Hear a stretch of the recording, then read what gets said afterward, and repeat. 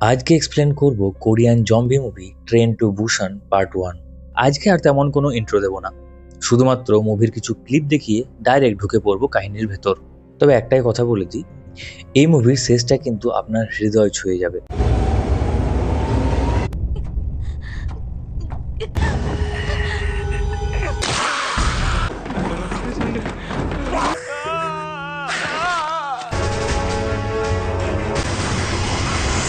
মুভির শুরুতেই আমরা একজন মিনি ট্রাক ড্রাইভারকে দেখতে পাই, যে তার ফোনটি রিসিভ করার সময় একটা হরিণের সাথে অ্যাক্সিডেন্ট করে।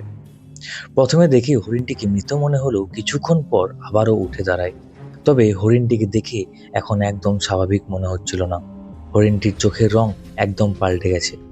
এরপর একজন শেয়ার মার্কেটের কোম্পানির ম্যানেজারকে দেখানো হয়, যার নাম সিওকু, যে তার একজন কলিগকে ডেকে বায়োটেক কেমিক্যাল কোম্পানির সমস্ত শেয়ার বেচে দিতে বলে। কিন্তু তার কলিগ সেই শেয়ারগুলো বিক্রি না করার পেছনে যথেষ্ট কারণ দেখায়, কিন্তু সে তার কোনো কথাতেই পাত্তা দেয় না আর নিজের সিদ্ধান্তে অনড় থাকে। তাই জুনিয়র কলিগের এখন আর কিছু করার নেই। যাই হোক, তারপর অফিস এসে সিওকু তার মেয়ের জন্য গিফট নিয়ে বাড়ি ফিরতে থাকে আর তার স্ত্রীকে ফোন করে, এবং তাদের কথাবার্তা থেকে আমরা বুঝতে পারি বেশ কিছুদিন আগে সিওকুর সাথে তার ওয়াইফের ডিভোর্স হয়ে গেছে। সিওকু এখন তার মা এবং তার মেয়ে সুয়ানকে সাথে নিয়ে একই বাড়িতে থাকে। আজকে ছিল সিওকুর মেয়ে সুয়ানের জন্মদিন। সেই উপলক্ষে সিওকু তার মেয়ের জন্য একটা গিফট নিয়ে যায়, আর সেই গিফটটা দেখে সুয়ান খুশি না হয়ে বরং মন খারাপ করে ফেলে, কারণ একই রকম সেম গিফট তার বাবা তাকে ক্রিসমাসে দিয়েছে। যাই হোক, সুয়ান এখন তার বাবার কাছে বায়না করে তার জন্মদিন উপলক্ষে সে তার মায়ের সাথে আগামীকাল দেখা করতে বুসান যেতে চায়। যেহেতু সিওকু অফিসের কাজে খুব ব্যস্ত থাকতো, তাই তার মেয়েকে সময় দিতে পারতো না। ওর জন্যই সুয়ানের আবদার রাখার জন্য পরদিন সকালে তার মাকে দেখা করতে বুসান শহরে যাওয়ার জন্য ট্রেন স্টেশনের দিকে রওনা দেয়। কিন্তু তখনই তারা রাস্তায় অস্বাভাবিক কিছু ঘটনা দেখে। তবে সেদিকে তারা পাত্তা না দিয়ে ট্রেন স্টেশনে পৌঁছে যায়। কিন্তু ট্রেন ছেড়ে যাওয়ার আগেই দেখা যায় আরো এক অদ্ভুত ঘটনা। একটা মেয়ে গার্ডের চোখ এড়িয়ে দৌড়ে উঠে আসে ট্রেনের মধ্যে। আর এটাই ছিল এই যাত্রার সবচেয়ে বড় ভয়ঙ্কর দুঃস্বপ্ন। কারণ যে মেয়েটি ট্রেনে দৌড়ে উঠে এসেছে সে কোনো একটা রোগে সংক্রামিত হয়ে আছে, আর তার পায়ে বেশ কিছুটা ক্ষত রয়েছে। এদিকে ট্রেন ছাড়ার কিছুক্ষণ পরে সিওকু ঘুমিয়ে পড়ে। তাই তার মেয়ে সুয়ান তার বাবাকে ঘুম থেকে না তুলে সে একা একাই বাথরুমে চলে যায়। আর এতক্ষণে পায়ে ক্ষত নিয়ে ট্রেনে ওঠা মেয়েটা ধীরে ধীরে অদ্ভুতভাবে অসুস্থ হতে থাকে। তাই তাকে সাহায্য করার জন্য সেখানে একজন ফিমেল অ্যাটেন্ডেন্ট আসে। কিন্তু যখনই সে তাকে সাহায্য করতে যায়, সেই সংক্রমিত মেয়েটি সেই ফিমেল অ্যাটেন্ডেন্টের ওপর হামলা করে বসে। আর দেখতেই দেখতে চোখের পলকে সেই মহিলা অ্যাটেন্ডেন্টও জম্বিতে পরিণত হয়। আর তার থেকে এভাবে পুরো ট্রেনের সমস্ত মানুষ 1 থেকে 2 আর 2 থেকে 4 জন জম্বিতে পরিণত হতে শুরু করে। এদিকে যখন সিওকু ঘুম থেকে উঠে দেখে তার মেয়ে তার কাছে নেই, তখন সে হন্যে হয়ে মেয়েকে খুঁজতে থাকে। অবশেষে সে খুঁজতে খুঁজতে বাথরুমের সামনে সুয়ানকে দেখতে পায়। সে জলদি তার মেয়েকে কোলে নিয়ে সেখান থেকে পালিয়ে আসতে থাকে পেছনের এক নিরাপদ বগিতে, এবং তাদের পিছন পিছন আসতে থাকে জম্বিরা। কিন্তু দরজা বন্ধ থাকার কারণে জম্বিরা দরজা খুলে ভেতরে আসতে পারছিল না। তারা শুধুমাত্র কাঁচের ওই পারে থাকা মানুষদের দেখে চিৎকার করছিল। আর সেই বগিতে থাকা একজন গর্ভবতী মহিলা সে কাঁচের দরজায় জল ছিটিয়ে সেখানে অনেকগুলো নিউজ পেপার চিটিয়ে দেয়, যাতে জম্বিরা তাদেরকে দেখতে না পায় আর দরজায় ধাক্কাধাক্কি না করে।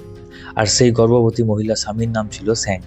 যাই হোক, পরিস্থিতি কিছুটা কন্ট্রোলে এলে ট্রেনের চালক ট্রেনের ভিতরে রেডিওর মাধ্যমে সবার সাথে কমিউনিকেশন করে জানায় যে ট্রেন বুসান পর্যন্ত নিয়ে যাওয়া সম্ভব নয়, কারণ সারা দেশ জুড়ে এমন ভয়াবহ পরিস্থিতির জন্য ট্রেন দিয়াগো স্টেশন পর্যন্তই যাবে, আর সেখানে অনেক আর্মি আছে, সুতরাং টেনশন করার কোনো কারণ নেই।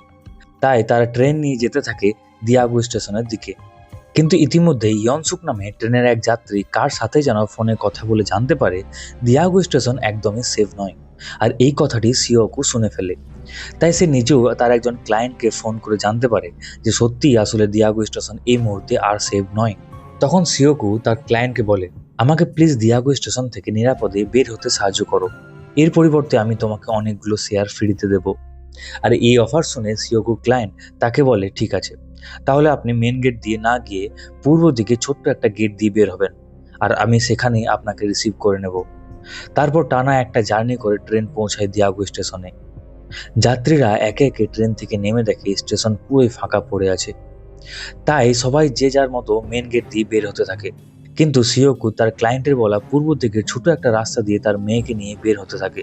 ঠিক তখনই সিওকুর পেছনে একটা পাগল লোক, যে কিনা সিওকুর ফোনের কথাবার্তা সব শুনেছিল, আর এখন সে বলে আমিও আপনার সাথে যেতে চাই, কারণ আমি জানি আপনি বেঁচে যাবেন।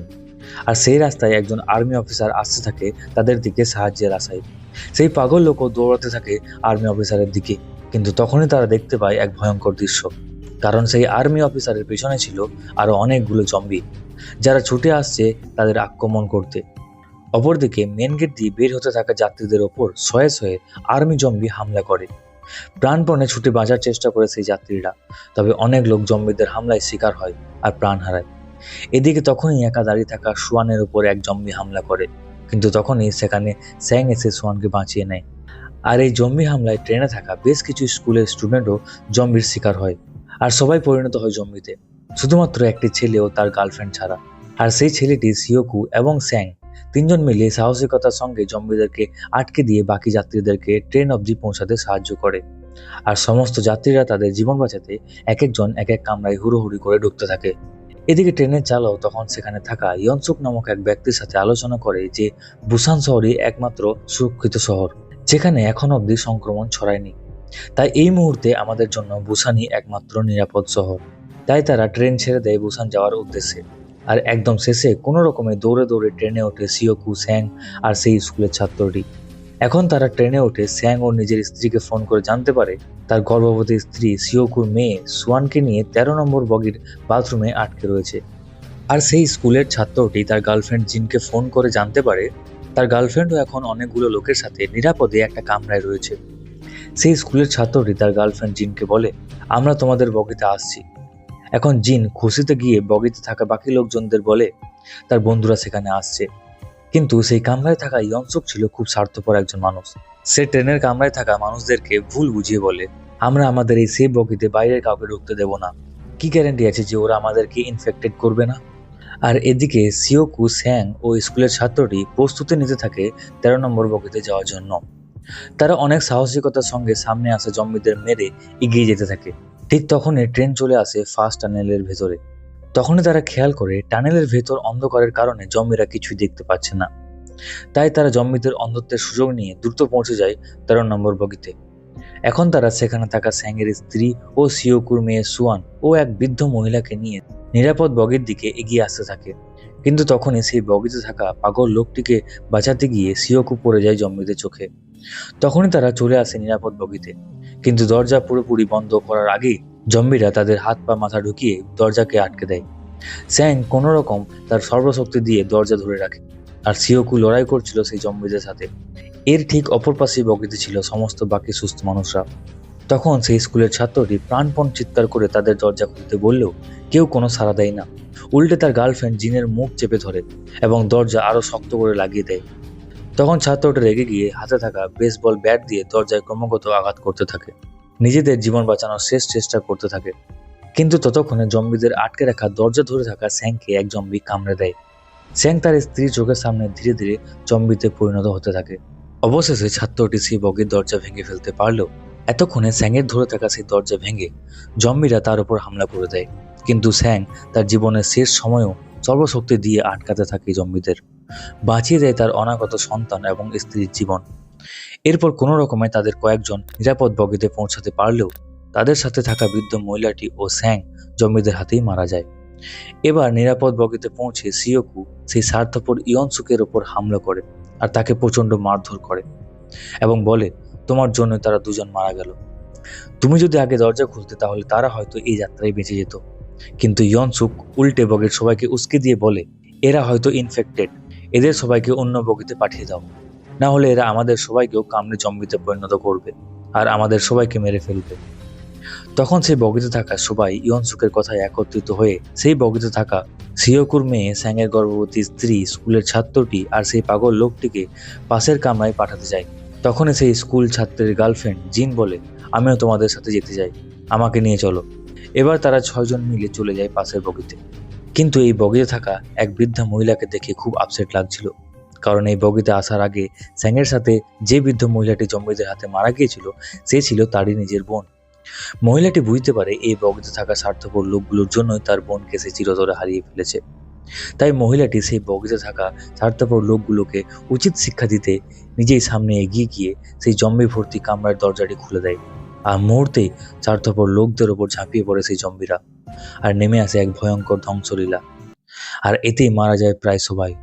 এবার ট্রেন থেমে যায়, আর ট্রেনের চালক রেডিওর মাধ্যমে বলে যে সামনের রেল লাইন নষ্ট হয়ে গেছে, এই ট্রেন দিয়ে আর যাওয়া যাবে না। আমি বাঁ দিকের একটা ট্রেন নিয়ে বুসানে যাব। তাই যারা আমার কথা শুনতেও বুঝতে পারছো, তারা দ্রুত ওই ট্রেনে চলে এসো। তবে এবার দেখতে পায় ধ্বংসলীলা চলা সেই ট্রেনের বগিতে স্বার্থপর লোকটি মানে ইয়নসুক আর একজন রেল কর্মকর্তা টয়লেটের ভেতর লুকিয়ে আছে। লুকিয়ে কোনো রকমে তাদের প্রাণ বাঁচিয়ে নিয়েছিল। কিন্তু ট্রেন চালকের এই কথা শুনে ইয়নসুক তার সাথে থাকা রেল কর্মকর্তাকে জম্বিদের মাঝে ফেলে দিয়ে নিজে সেখান থেকে নিজের প্রাণ বাঁচিয়ে পালিয়ে চলে আসে। আর বেঁচে যাওয়া বাকি যাত্রীদের দল বাঁ দিকে ট্রেনের দিকে যাচ্ছিল। কিন্তু তখনই একটা জ্বলন্ত ট্রেন দ্রুত গতিতে এসে তাদের ট্রেনের সাথে একটা ভয়াবহ দুর্ঘটনা ঘটায়। আর দুর্ঘটনায় তারা ভয় পেয়ে যে যার মতো এদিক ওদিক ছুটতে থাকে। এদিকে দেখা যায় সেই স্কুল ছাত্র আর তার গার্লফ্রেন্ড জিন বাঁ দিকের ওই ট্রেনটিতে যাওয়ার জন্য ট্রেনের দরজা খোলার আপ্রাণ চেষ্টা করে।